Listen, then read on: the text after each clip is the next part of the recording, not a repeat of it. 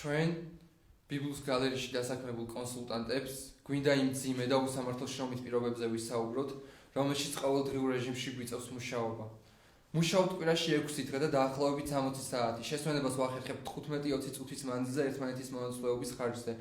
ჩვენ თვიური ანაზღაურება 300 ლარია, რეზერვებში ყოფების კი 250 ლარი იმავე დატვირთვის მიუხედავად.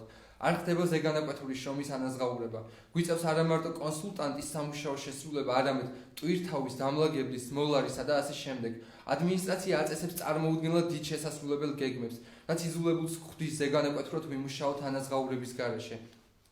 ბონუსის დარიცხვა დამოკიდებულია გეგმის შესრულებაზე, თუმცა ბონუსის გამომუშავების სისტემა დაფარულია და გაურკვეველი კოეფიციენტით ანგარიშდება. თანაბარი და მძიმე შრომის მიუხედავად ბონუსებს არ იღებენ რეზერვში მყოფი თანამშრომლები. მაღაზიაში არ არსებობს უსაფრთხოების სისტემა და დანაკარგებზე პასუხისმგებლობა ჩვენ გვეკისრება, რასაც შემოსავლიდან გვიქვითავენ. ამ აუტანელი პირობებიდან გამომდინარე გამოთქვით პროტესტი, რასაც მოჰყვა 2 თანამშრომლის განთავისუფლება. შესაბამისად დავიწყეთ ორგანიზება და პროტესტის კოლექტიურად დაფიქსირება. დღეის მდგომარეობით კი ადმინისტრაცია გეგმავს ბიბლიის გალერეის კოლექტივის დაშლას და როტაციის გზით სხვადასხვა ფილიალებში გადანაწილებას.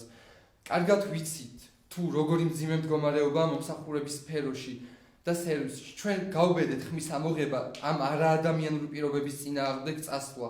ვიზიარებთ, რომ პრობლემები არის საერთო, ჩვენ გვჭირდება სოლიდარობა და გაერთიანება არსებული უსამართლობის წინააღმდეგ. მოგვიწოდებთ ყველა დასაქმებულს, შემოგვიერთეთ. ბრძოლა საერთოა, გიცხადებთ სოლიდარობას და გაბედე შენც ჩვენ გვერდში დგომა.